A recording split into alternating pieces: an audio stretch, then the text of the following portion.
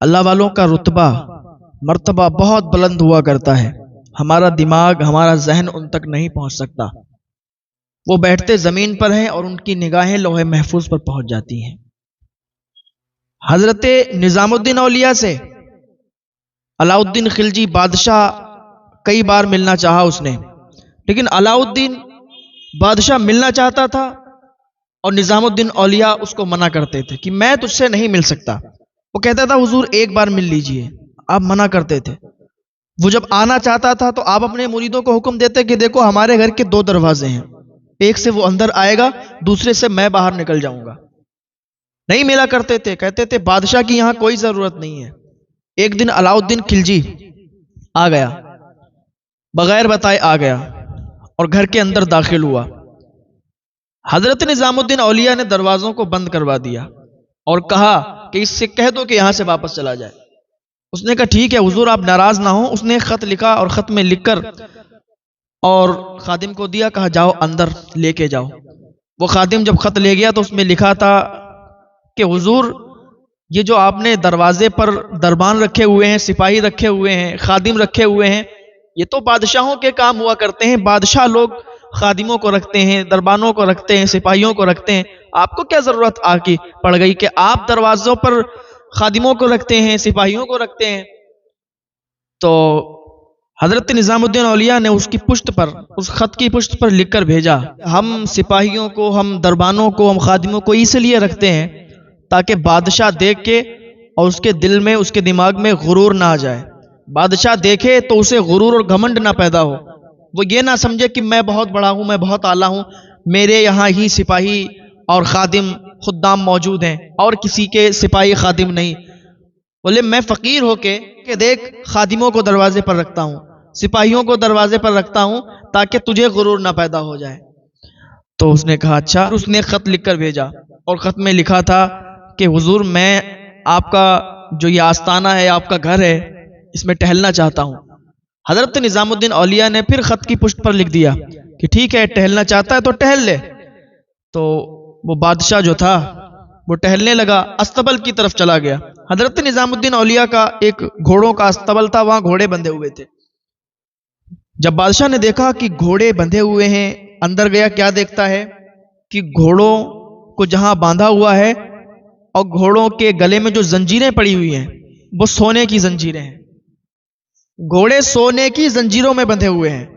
تو اس نے پھر ایک خط لکھا اور کہا حضور یہ تو بادشاہوں کے یہاں ہوتا ہے کہ سونا بادشاہوں کے یہاں پہ ہوتا ہے، یہ بادشاہوں کی شان ہوا کرتی ہے، ان کے یہاں ہر چیز سونے کی ہوتی ہے اور ان کے یہاں سونے کی کمی نہیں ہوتی۔ آپ بزرگ ہو کر، آپ فقیر انسان ہو کے، آپ ولی ہو کے، اور آپ کے یہاں گھوڑے زنجیروں سے بندھے، وہ بھی سونے کی زنجیروں سے۔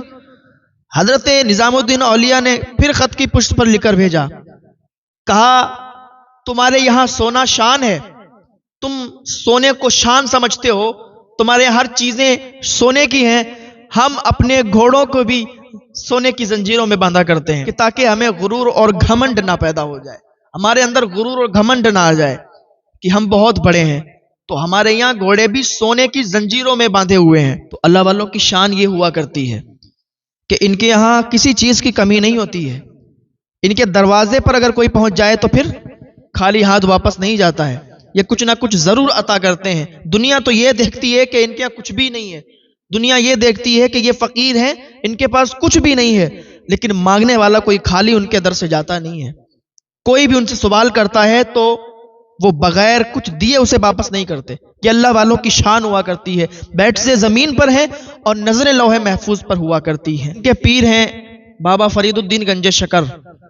تو بابا فرید نے پوچھا بیٹا تم محب بنو گے یا محبوب بنو گے؟ تو انہوں نے کہا ٹھیک ہے ماں سے پوچھ کے بتاؤں گا۔ ماں کے پاس گئے تو ماں کے پاس جب جا رہے تھے پوچھنے کے لیے تو راستے میں ایک بابا، ایک فقیر بیٹھا ہوا تھا۔ تو اس نے روک کے کہا کہ بیٹا اسی سوال کا جواب لینے جا رہے ہو کہ محب بنو گے یا محبوب بنو گے؟ تو نظام الدین اولیاء نے کہا بابا آپ تو میرے دل کا حال جانتے ہیں، ابھی میرے پیر نے مجھ سے پوچھا، میرے پیر اور میرے علاوہ بھی تو کوئی نہیں جانتا ہے، تو آپ مجھے بتا دیجئے کہ میں محب بنوں یا محبوب بنوں؟ تو کہا بیٹا جا پہلے ماں سے پوچھ لے، ماں کے پاس جا رہا ہے تو ماں سے ہی پوچھ لے جا کے۔ کہا ٹھیک ہے بابا، اگر ماں نے مجھے بتا دیا تو ٹھیک ہے، نہیں بتایا تو کل یہیں پہ ملنا آپ۔ کہا ٹھیک ہے، اگر نہیں بتایا تو میں یہیں ملوں گا۔ ماں کے پاس حضرت نظام الدین اولیاء گئے، اور جانے کے بعد کہا ماں میرے پیر نے بابا فرید الدین گنج شکر رضی اللہ تعالیٰ عنہ نے کہا ہے کہ محب بنو گے یا محبوب بنو گے؟ تو ماں تم ہی بتا دو میں کیا بنوں۔ ماں مجھے ایک راستے میں شخص ملا تھا، ایک فقیر، ایک بابا ملا تھا، میں اور میرے پیر کے علاوہ کوئی نہیں جانتا تھا۔ میں ماں تم سے پوچھنے کے لیے آ رہا تھا تو راستے میں انہوں نے مجھے روک لیا اور کہتے ہیں کہ یہی پوچھنے جا رہا ہو نا کہ محب بنو گے یا محبوب بنو گے؟ ماں انہوں نے تو میرے دل کا حال جان لیا۔ تو ماں نے کہا بیٹا تم جاؤ انہی سے پوچھ لو کہ محبوب بنے یا محب بنے۔ تو حضرت نظام الدین اولیاء نے کہا ٹھیک ہے ماں۔ ماں کی دعائیں لی، واپس آئے۔ اب اسی جگہ پر حضرت نظام الدین اولیاء پہنچے کہ ذرا پوچھیں کہ محبوب بنے یا محب بنے۔ جب اس جگہ پر پہنچے تو پھر وہ شخص، وہ فقیر، وہ بابا وہاں موجود نہیں۔ اب لوگوں سے معلوم کیا کہ یہاں پر ایک شخص، ایک بابا بیٹھا ہوا تھا جو لوگوں کے دلوں کی باتیں بتا دیتا ہے، تو وہ کہاں چلا گیا؟ لوگوں نے کہا اچھا اس بابا کی بات کرتے ہو، ارے وہ تو مر گیا اور اسے لوگوں نے اٹھا کے وہ دیکھو گندگی کے ڈھیر میں ڈال دیا ہے۔ تو حضرت نظام الدین اولیاء دوڑتے ہوئے ادھر گئے، دیکھا کیا وہ اس کا انتقال ہو گیا ہے اور گندگی کی ڈھیر پر پڑا ہے۔ حضرت نظام الدین اولیاء نے کہا کہ واہ بھائی، کل تو بڑی بڑی باتیں کرتے تھے کہ محب بنو گے یا محبوب بنو گے، ماں نے اگر نہیں بتایا تو ادھر ہی آ جانا، میں بتا دوں گا۔ آج میں جب تمہارے پاس آیا تو تم چلے گئے دنیا چھوڑ کے، اور چھوڑ کے ہی نہیں گئے بلکہ گندگی کی ڈھیر پہ تمہیں لوگوں نے ڈال دیا ہے۔ کیسے ہو تم نے مجھ سے وعدہ کر لیا تھا اور وعدہ نبھائے بغیر آپ دنیا سے چلے گئے، آپ نے مجھے بتایا نہیں کہ میں کیا بنوں، اب میں کس سے جا کے پوچھوں گا؟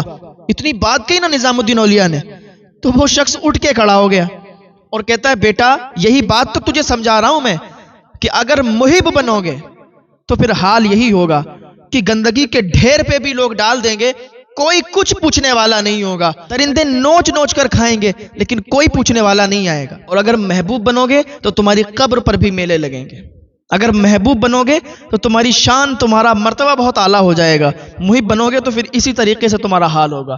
حضرت نظام الدین اولیاء ماں کے پاس جاتے ہیں، ماں پوچھتی ہے بیٹا کیا بنو گے، محبوب بنو گے یا محب بنو گے؟ اس نے کیا بتایا؟ تو حضرت نظام الدین اولیاء کہتے ہیں ماں مجھے محب نہیں بننا، میں تو محبوب بنوں گا۔ آج دیکھ لیں آپ، پوری دنیا حضرت نظام الدین اولیاء کو محبوب الہی کے نام سے جانتی اور پہچانتی ہے۔ دلی میں جن کا مزار ہے تو یہ اللہ والوں کی شان ہوا کرتی ہے۔